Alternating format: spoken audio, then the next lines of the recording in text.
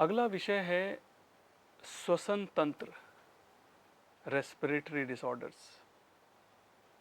तो सबसे पहले तो मैं ये कहना चाहता हूँ कि श्वसन तंत्र भी डाइजेस्टिव सिस्टम की तरह ही बहुत ही महत्वपूर्ण तंत्र हमारे सिस्टम का है, क्योंकि हमारा जो शरीर है वो भोजन, पानी और वायु से चलता है, ऑक्सीजन से चलता है, और ऑक्सीजन प्रवेश करती है आपके लंग्स में सर्वप्रथम। और अगर लंग्स बेहतर कार्य कर रहे हैं तो मुझे ऐसा लगता है कि इंसान एक अच्छे स्वास्थ्य की प्राप्ति कर सकता है। प्रैक्टिस शुरू करने से पहले मैं थोड़ा सा इस तंत्र के बारे में बताना चाहता हूँ। हमारे जो लंग्स हैं वो एक राइट लंग, एक लेफ्ट लंग। लंग्स जो है वो कुछ पार्ट्स में डिवाइड होते हैं। जो हमारी श्वास की नली है वो यहाँ से शुरू होती है कंठ से और लंग्स में एंड होती है, और एक राइट हिस्सा है, एक लेफ्ट हिस्सा है। उन दोनों हिस्सों में छोटे छोटे बलून्स हैं जिनको एल्वेलाई कहते हैं। उनको एयर बलून्स भी कह सकते हैं आप। हवा के छोटे छोटे छेद होते हैं। जैसे ही आप सांस लेते हैं उन छिद्रों में हवा भरती है और वो छिद्र फूलते हैं और आपके लंग्स फूलते हैं। तो इस प्रकार से आपका जब आप सांस बाहर निकालते हैं तो उन छिद्रों से हवा बाहर निकलकर नाक से बाहर आती है और वो जो लंग्स हैं आपके वो सिकुड़ते हैं। तो लंग्स जो है वो 3 हिस्सों में डिवाइड है। पहला लोअर, मिडल एंड अपर। इनको हम लोब्स भी कहते हैं, lower lobe, middle lobe and upper lobe. So lower lobe में करीब करीब 1-2 करोड़ छोटे छोटे एयर बलून्स होते हैं। मिडिल लोब में भी उतने ही होते हैं, लगभग लगभग ऊपर नीचे थोड़ा, और वैसे ही जो है अपर लोब में भी। लेकिन हाँ, करीब करीब 5 से 6 करोड़ छोटे छोटे एयर बलून्स हमारे लंग्स में जरूर होंगे। लेकिन समस्या यह है कि हम अपने लंग्स की पूरी कैपेसिटी यूज़ ही नहीं करते। और जब पूरी कैपेसिटी हम यूज़ नहीं करते तो मान लो अगर हम लोअर लोब को यूज़ नहीं करेंगे या लंग्स का एक हिस्सा कम यूज़ करेंगे तो उस हिस्से के जो बलून्स हैं, जो एल्वेलाई हैं, वो धीरे धीरे वीक होना शुरू हो जाती है और वहाँ पर टॉक्सिन्स एक्यूमुलेट होना शुरू हो जाते हैं। तो जब वो टॉक्सिन्स एक्यूमुलेट होते हैं, जब वो जो उनमें स्टिफनेस आ जाती है, वो बेहतर काम नहीं करते, तो जो हमारा इम्यून सिस्टम है, जो लंग्स का इम्यून सिस्टम है, वो वीक हो जाता है और श्वसन तंत्र से संबंधित समस्याएं उत्पन्न हो जाती है। कोल्ड कफ रहना, एस्थमा होना, वीजिंग होना, ब्रोंकाइटिस होना, इस प्रकार से समस्याएं। और आप तो समझते ही होंगे किस प्रकार से जो एक्सटर्नल वायरस है वो भी हमारे लंग्स को प्रभावित किस प्रकार से कर रहा है। आजकल जो कोरोना वायरस है, कोरोना वायरस का हमारे लंग्स पर कितना इम्पैक्ट हुआ, कितना गहरा इम्पैक्ट हुआ, और उसने लंग्स को हमारे किस लेवल तक डैमेज किया है। जिन लोगों के लंग्स मजबूत थे, जिन लोगों का सिस्टम उस वायरस से लड़ा और जिन लोगों के लंग्स मजबूत थे, उन्होंने उस वायरस के साथ फाइट भी की। तो मुझे ऐसा लगता है कि अगर ये श्वसन तंत्र को मजबूत बनाने वाले अभ्यास, जो प्राणायाम के अभ्यास होते हैं, अगर उनको प्रतिदिन रेगुलर किया जाए तो लंग्स की इम्यूनिटी भी बढ़ती है, लंग्स मजबूत भी होते हैं, और जो समस्याएं हमारे जीवन में हैं या आने वाली जो समस्याएं हैं उनसे हम बच सकते हैं, और उन समस्याओं को, जो एग्जिस्टिंग समस्याएं हैं, उनको हम ख़त्म भी कर सकते हैं। तो मैं कह रहा था कि lower lobe, upper, middle lobe and upper lobe, सामान्यतः हम जो यूज़ करते हैं वो मिडिल लोब या little bit of upper lobe use करते हैं। लोअर लोब बहुत कम यूज़ करते हैं हम। तो जो आज मैं अभ्यास ये आपको बताऊंगा वो lower lobe, middle lobe, upper lobe को कैसे यूज़ किया जाए। इसका अर्थ वो ये हुआ कि लंग्स की पूरी कैपेसिटी को कैसे यूज़ किया जाए, कैसे लंग्स को मैक्सिमम लेवल तक यूज़ किया जाए। तो इसके अभ्यास मैं आपको बताऊंगा। सर्वप्रथम हम मिडिल लोब से लोअर लोब से शुरू करते हैं। लोअर लोब को यूज़ करने के लिए, चूँकि ये बहुत महत्वपूर्ण पार्ट है, लोअर लोब को यूज़ करने के लिए एक प्रैक्टिस है जिसको हम उदर श्वसन कहते हैं, एब्डोमिनल ब्रीदिंग। आप ये अभ्यास बैठकर भी कर सकते हैं, लेकिन ये अभ्यास लेटकर अच्छा होता है। तो पहले मैं आपको इस अभ्यास को बैठकर बता रहा हूँ और उसके बाद इस अभ्यास को मैं आपको लेटकर भी बताऊंगा। तो आप आराम से किसी भी आसन में, जिसमें आपको कंफर्टेबल लगे, आप पद्मासन में बैठिए, आप जिस प्रकार से मैं बैठा हूँ, सुखासन में या अर्ध पद्मासन में, सिद्धासन में, जिसमें भी आपको अच्छा लगे आप आराम से बैठकर कर सकते हैं। आपका स्पाइन सीधा रहे, इस बात का ध्यान, क्योंकि अगर स्पाइन प्राणायाम के समय, ब्रीदिंग के समय आपका झुका हुआ है तो लंग्स तो आपने पहले से ही झुका लिए, लंग्स तो आपने पहले से ही ब्लॉक कर दिए। तो लंग्स को ब्रीथ करने का पूरा पूरा मौका देना है, पूरा पूरा टाइम आपको देना है। तो आप सीधे बैठ जाएं इस प्रकार से, अपनी सांस को वॉच करें और ये महसूस करें कि आपकी सांस के साथ आपका पेट ऊपर नीचे हिल रहा है, अंदर बाहर हो रहा है।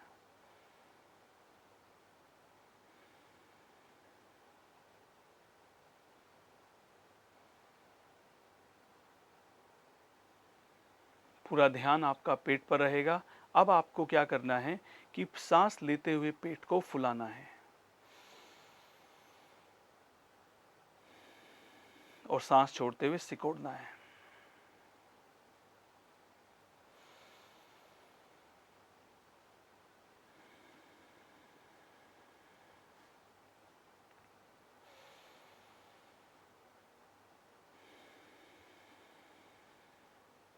सांस लेते हुए पेट को फुलाना है और सांस छोड़ते हुए सिकोड़ना है।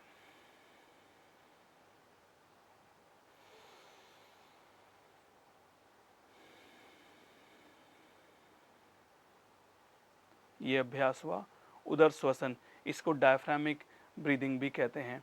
तो बेसिकली जब आप पेट में हवा भरते हैं तो आपके लंग्स फैलते हैं। कैसे फैलते हैं? जब आप पेट में सांस भरते हैं, मतलब पेट को फुलाते हैं, सांस तो देखिए लंग्स में ही जाती है, लेकिन जब आप पेट को फुलाते हैं, हवा अंदर जाती है, तो जो डायफ्राम है, वो डायफ्राम जो है, जो डिवाइडर है, वो आपके पेट को बाहर पुश करता है, बाहर पुश करता है। लंग्स एक्सपांड होते हैं, लंग्स का नीचे वाला हिस्सा भी खुलता है, और जब आप सांस बाहर करते हैं तो डायफ्राम अपनी जगह शिफ्ट होता है और लंग्स से हवा बाहर आ जाती है, लंग्स अपनी सामान्य स्थिति में आ जाते हैं और पेट भी अपनी सामान्य स्थिति में आ जाता है। इसलिए इसको डायफ्रामिक ब्रीदिंग भी कहते हैं। तो लंग्स जो डायफ्राम है आपका, वो ऊपर नीचे जब मूव होता है तो उससे जो आपके लंग्स की मसाज भी बेहतर तरीके से हो जाती है और एब्डोमिनल जो ऑर्गन्स हैं उनकी मसाज भी बहुत अच्छे से हो जाती है। तो एब्डोमिनल ब्रीदिंग जो है वो हमारे लोअर लोब को यूज़ करने के लिए बहुत अच्छा अभ्यास होता है। अगला अभ्यास है वक्ष श्वसन। जो आपका मिडिल लोब है एंड अपर लोब है, उन लोब्स को कैसे यूज़ किया जाए। तो वक्ष श्वसन में क्या होता है, चेस्ट ब्रीदिंग जिसको अंग्रेजी में कहते हैं।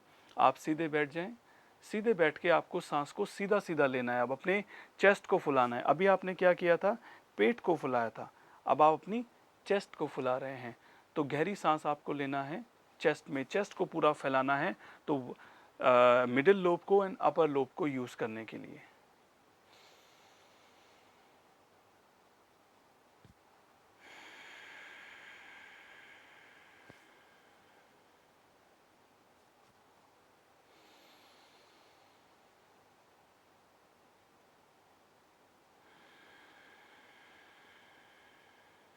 पूरा ध्यान आपका मिडिल लोब पर, अपर लोब पर।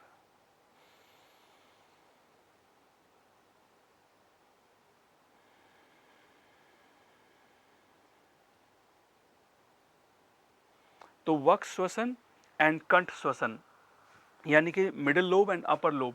तो वक्ष श्वसन और कंठ श्वसन आपने एक साथ किया, जिसमें आपने मिडिल लोब को और अपर लोब को यूज़ किया। तो सांस को सीधा सीधा चेस्ट में भरना है।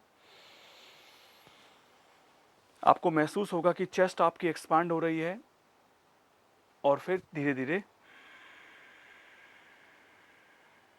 थोड़ा बहुत मूवमेंट पेट पर भी होगा, वो चलेगा, कोई बात नहीं है। फोकस लेकिन आपका जो है वो मिडिल लोब पर एंड अपर लोब पर रहता है। तो ये अभ्यास तो आप इस प्रकार से बैठकर कर सकते हैं। अब मैं इन्हीं अभ्यासों को आपको लेट कर बताता हूँ। सो लेटने में आप अगेन सीधा लेट जाते हैं अपने बैक के ऊपर, एक कंफर्टेबल पोजीशन में आप आ जाते हैं शवासन में। और पहला जो अभ्यास है वो है उदर श्वसन का, एब्डोमिनल ब्रीदिंग का। आप आराम पूर्वक अपने पेट को फुलाइए सांस भरते हुए और सांस खाली करते हुए बाहर।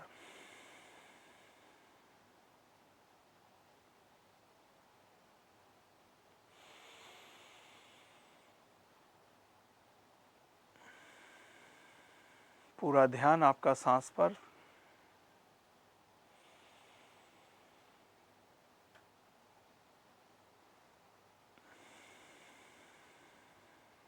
इस अभ्यास को आप 10 बार, 15 बार, 20 बार आप कर सकते हैं। इनफैक्ट आपको करना चाहिए, क्योंकि उदर श्वसन सिर्फ हमारे लोअर लोब के लिए नहीं है।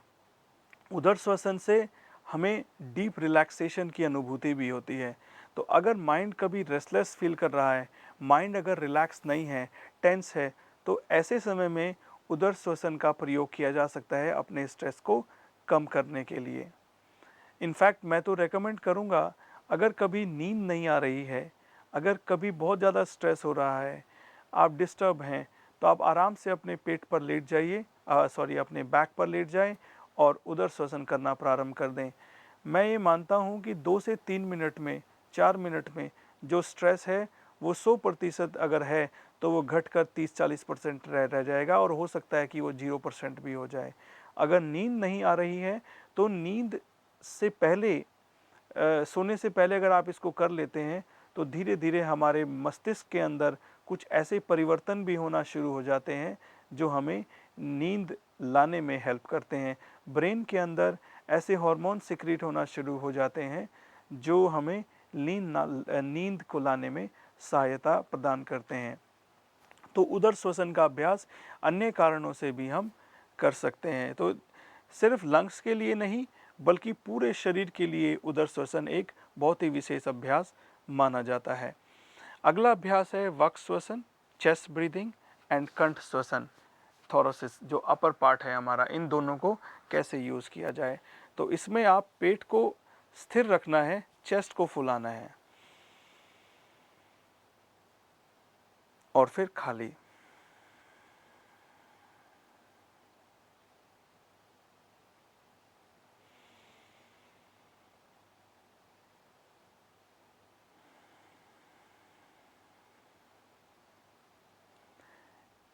तो 3 बार, 4 बार, 5 बार, 10 बार, 20 बार इस अभ्यास को करिए, डिपेंडिंग कि आपके पास कितना समय है।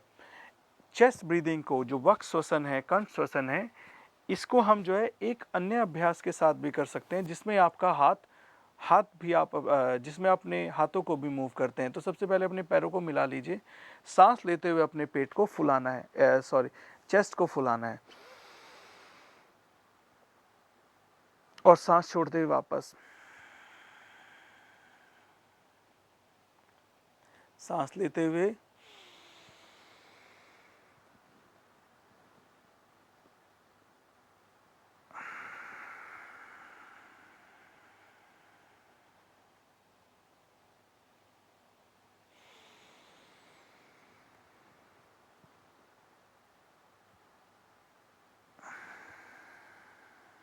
पाँच बार, 7 बार, 10 बार, 15 बार, 20 बार इस अभ्यास को करें।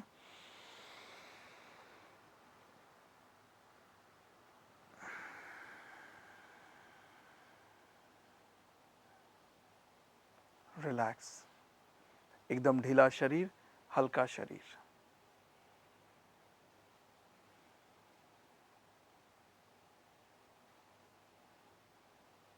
और अब आप धीरे से आराम पूर्वक बैठ जाएंगे।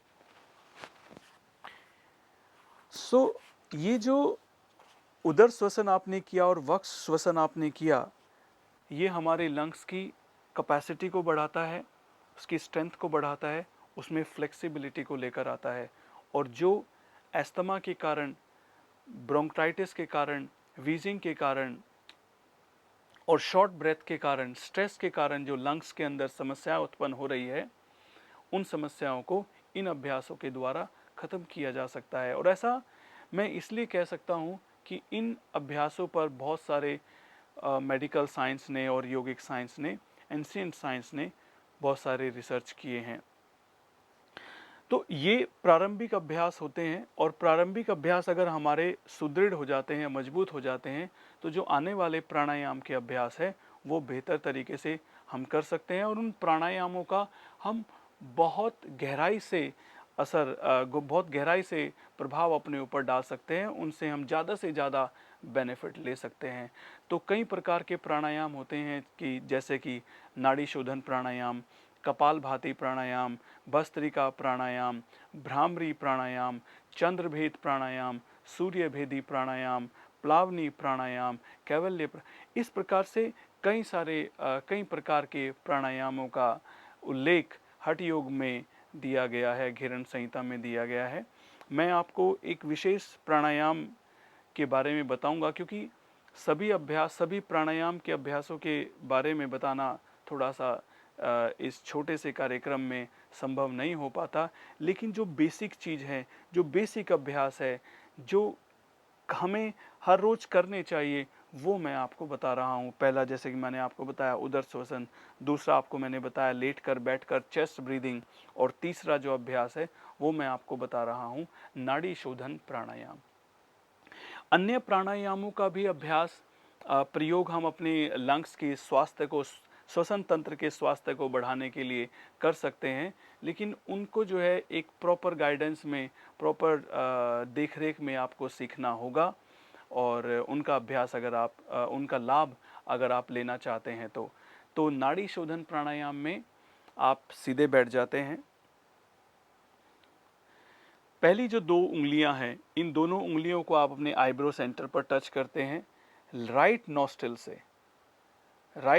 से आप गहरी सांस लेते हैं। अब एक बात जो मैं इस अभ्यास को शुरू करने से पहले कहना भूल गया, जो अब बताना चाहूँगा, उदर श्वसन, वक्ष श्वसन, ये आपने किया। अब एक श्वसन होता है जिसको यौगिक श्वसन कहते हैं, योगिक ब्रीदिंग। जो हमारे योगी लोग थे, वो इस प्रकार से ब्रीदिंग किया करते थे। इस योगिक श्वसन में आप सीधे बैठ जाते हैं, अपने पेट को फुलाते हैं सबसे पहले सांस लेते हुए,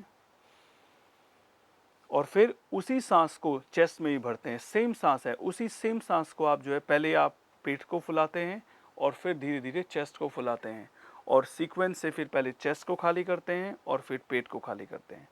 तो उससे क्या होगा, आपका lower lobe, middle lobe, upper lobe, lungs के चारों सारे हिस्से, चाहे वो राइट वाला हिस्सा है, नीचे वाला हिस्सा है, मिडिल वाला है, ऊपर वाला है, लेफ्ट वाला है, सारे हिस्सों को आप बेहतर तरीके से यूज़ कर पाते हैं योगिक श्वसन के द्वारा।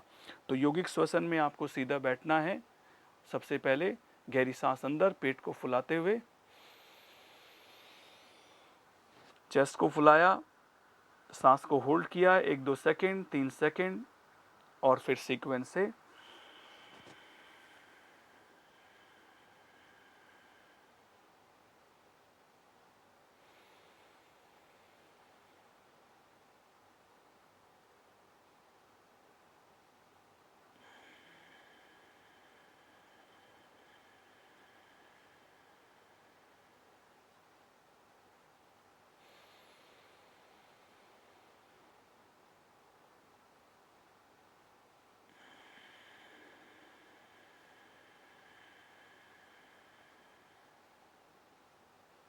यौगिक श्वसन।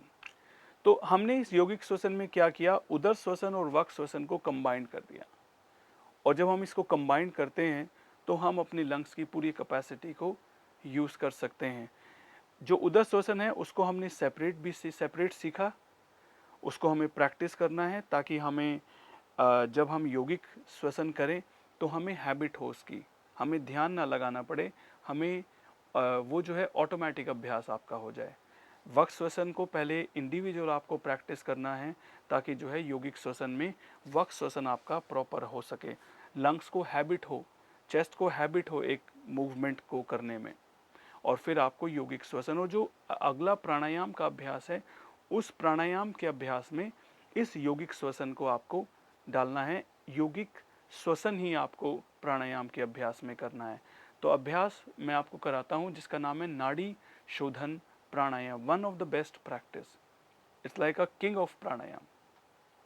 तो सभी अभ्यासों का, सभी प्राणायाम के अभ्यासों में राजा अभ्यास इसको माना जाता है। और अगर इस अभ्यास को भी रेगुलर किया जाए तो मुझे ऐसा लगता है कि एक बेहतर स्वास्थ्य की प्राप्ति इंसान को हो सकती है। बेहतर श्वसन तंत्र से संबंधित जो स्वास्थ्य है वो हमें प्राप्त हो सकता है। और जो श्वसन तंत्र से संबंधित समस्याएं हैं जिनका मैंने वर्णन किया, उन समस्याओं को खत्म किया जा सकता है। तो नाड़ी शोधन प्राणायाम में ये 2 उंगलियों को आप अपने आईब्रो सेंटर पर टच करते हैं। राइट थंब से, जो अंगूठा है, दाहिने हाथ का जो अंगूठा है, उससे राइट नॉस्ट्रिल को ब्लॉक करके लेफ्ट से आप गहरी सांस लेते हैं। लेकिन गहरी सांस लेना कैसे है? योगिक श्वसन, योगिक श्वसन के थ्रू। तो आपने गहरी सांस ली, पेट को सांस से भरा, चेस्ट को भरा, दोनों नॉस्ट्रिल्स को बंद किया, राइट को खोला और राइट से बाहर। पहले चेस्ट खाली और फिर पेट खाली। फिर जिससे आपने सांस छोड़ा उसी से आपको दोबारा लेना है।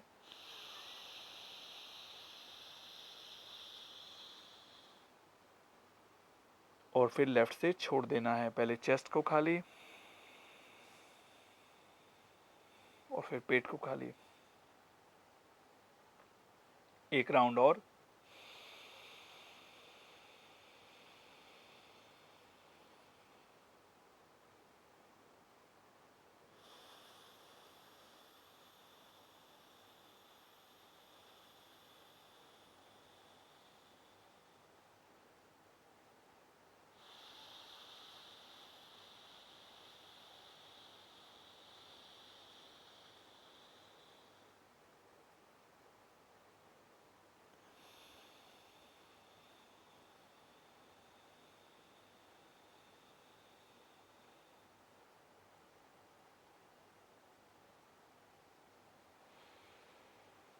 इस प्रकार से ये जो नाड़ी शोधन प्राणायाम है, इसके 5 राउंड, 7 राउंड या 10 राउंड या 15 राउंड, 20 राउंड भी किए जा सकते हैं। और जब आप अभ्यास को बंद कर देते हैं तो आराम से आपको सीधा बैठना है और योगिक श्वसन ही करना है, लेकिन सामान्य रूप से, सहज रूप से।